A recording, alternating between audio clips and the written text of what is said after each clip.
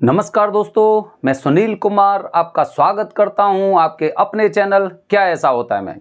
दोस्तों, आज मैं आपको जो जानकारी देने वाला हूं वो जानकारी उज्जैन में अगर आप काल सर्प दोष की पूजा कराते हैं तो पूजा की प्रोसेस क्या होती है, मतलब राहु केतु के दोष को शांत करने के लिए हमें किन किन का स्मरण करना होता है, किन की पूजा बहुत जरूरी होती है और उस पूजा में आपको कितना समय लगने वाला है, ये आज मैं अपनी वीडियो के माध्यम से आपको बताने जा रहा हूं। तो दोस्तों, हमारे चैनल से बने रहें और ज्यादा से ज्यादा लोगों से इस चैनल को सब्सक्राइब करवाएं, क्योंकि जो जानकारी आपको काल सर्प दोष, पितृ दोष और त्रिपिंडी श्राद्ध के लिए मिलने वाली है या मिल चुकी है, वो जानकारी आप देखेंगे कि आपको किसी और चैनल पर नहीं मिली होगी।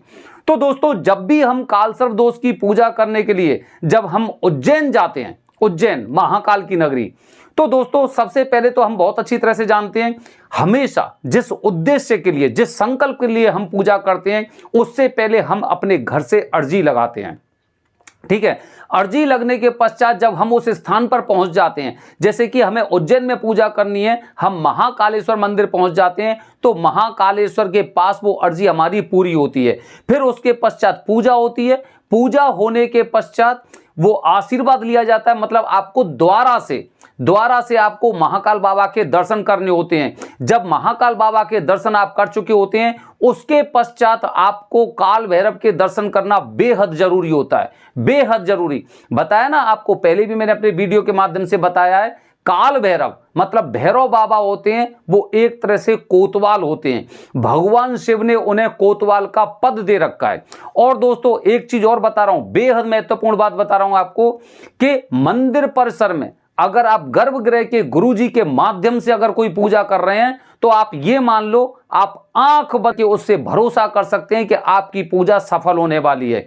हम कभी नहीं कहते, हमारे आसपास के या आपके आसपास के जितने भी गुरुजी हैं, वो सब आपको ज्ञान देते होंगे कि भाई आपको नदी के तट पर करना चाहिए, यहाँ पे नाग नागिन का जोड़ा प्रवाहित करना चाहिए। लेकिन शास्त्रों के मुताबिक मैं आपको एक बात बताने जा रहा हूं, शास्त्रों के मुताबिक महाकाल मंदिर के जितने नजदीक पूजा की जाती है, उसका प्रभाव उतना ही अच्छा होता है, मतलब शक्तिशाली प्रभाव होता है। जितना भी आप महाकाल मंदिर से दूरी, जितनी कम दूरी होगी, उतने ज्यादा प्रभाव होंगे।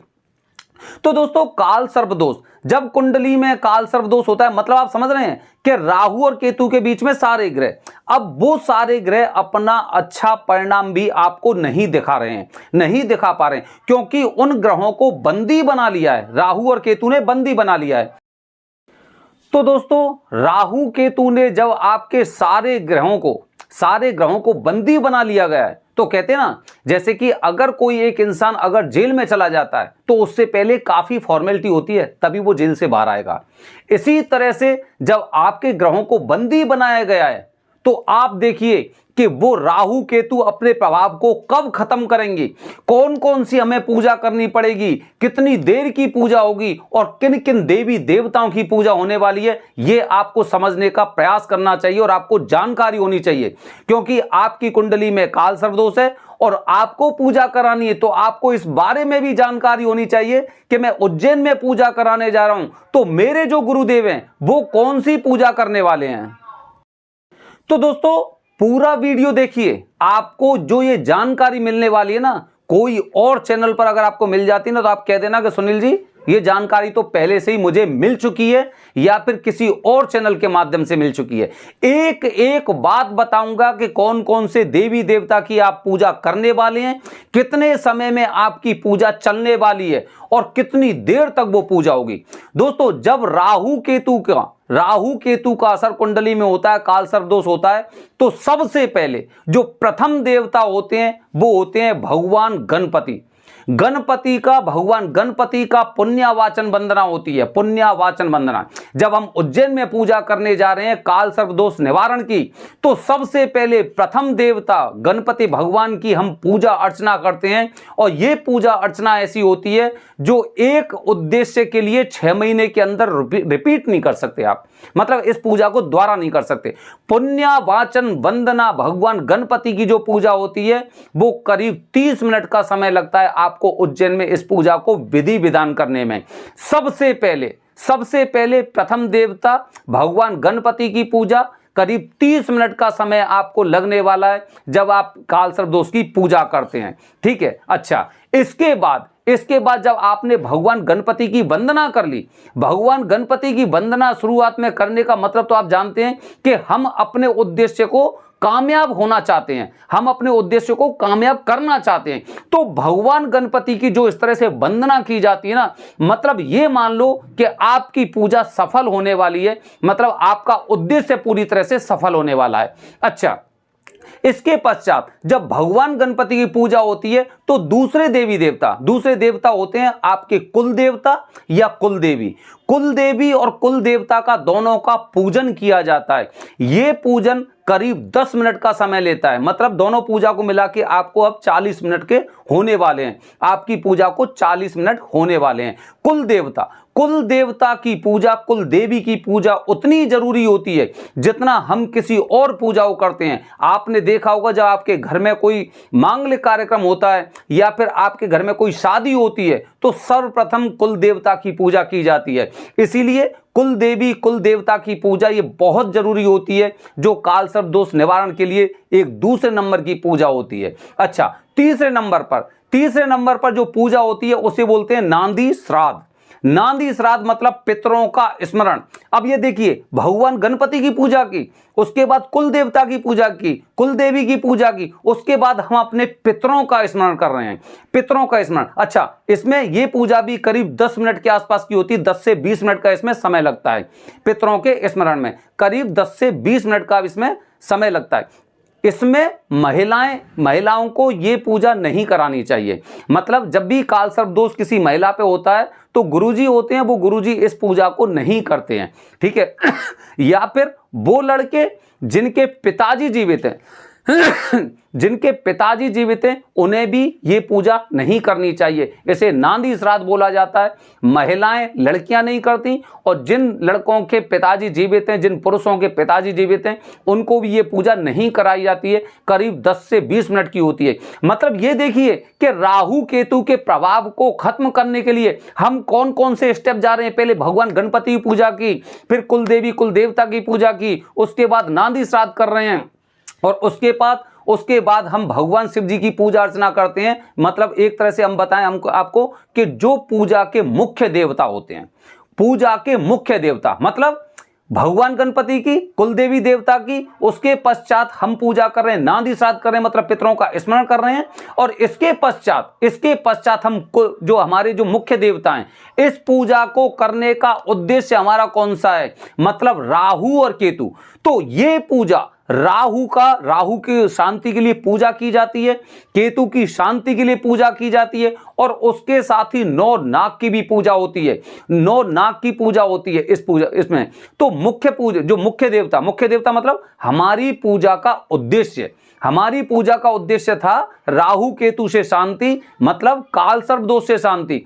तो पहले हम 3 पूजा कर चुके होते हैं, उसके बाद चौथे नंबर पर इनका नंबर आता है, तब हम इनकी पूजा करते हैं। राहु की शांति किस तरह से होती है, वो विधि विधान से पूजा की जाती है।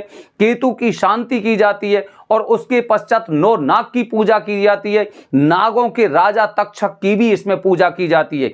ये पूजा भी करीब 40-45 मिनट के आसपास चलती है। मतलब एक अनुमान लगाएं तो करीब 30 मिनट से 45 मिनट तक ये पूजा आपकी होनी होती है। इसके पश्चात दोस्तों, जब इनकी शांति हो जाती है, इनकी पूजा अर्चना हो जाती है, उसके पश्चात नवग्रह शांति होती है। नवग्रह शांति का मतलब जितने 9 ग्रह होते हैं उनकी शांति, क्योंकि बंदी बना रखे हैं। अब बंदी बने जब वो एकदम पूरी तरह से उसमें एकदम फंस जाते हैं तो उनको ऊर्जा दी जाती है कि आप इनसे अब बाहर निकल चुके हैं, आप इनसे मुक्त हो चुके हैं।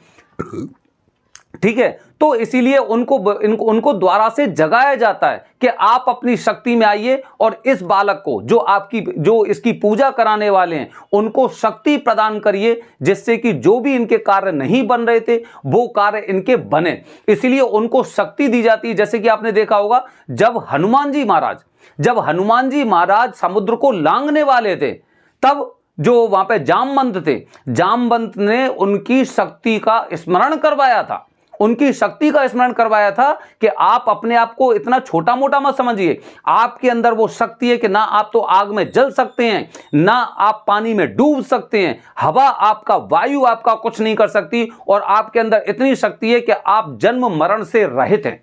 इस तरह से जब उन्हें आभास कराया था तो आपने देखा होगा कि वो पूरे समुद्र को एक ही बार में लांग गए थे और सीता माता की उन्होंने खोज कर दी थी।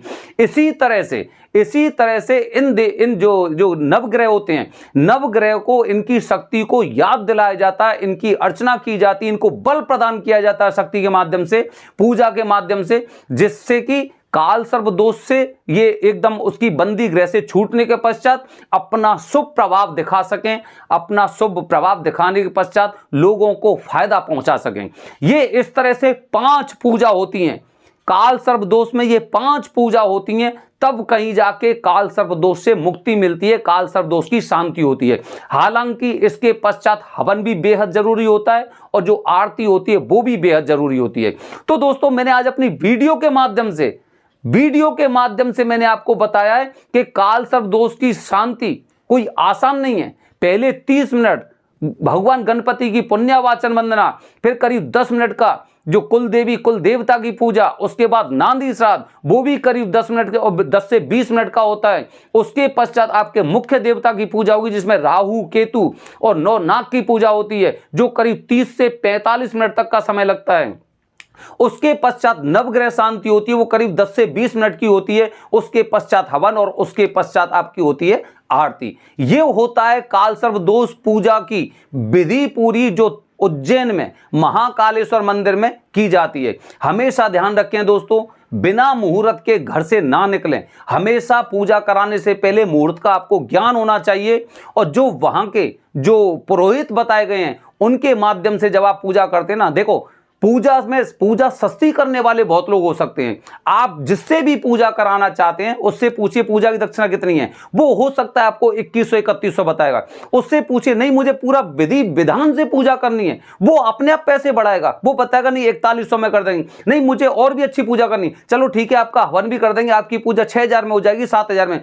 इस तरह से वो लोग बढ़ते हैं। सबसे पहले कम रेट बताएंगे जिससे कि आप उनके जाल में फंस जाते हैं, लेकिन आपको रेट नहीं, आपको काल सर्प दोष से मुक्ति चाहिए, और हमेशा आपका उद्देश्य भी वही रहना चाहिए कि मुझे काल सर्प दोष की मुक्ति कैसे मिलेगी।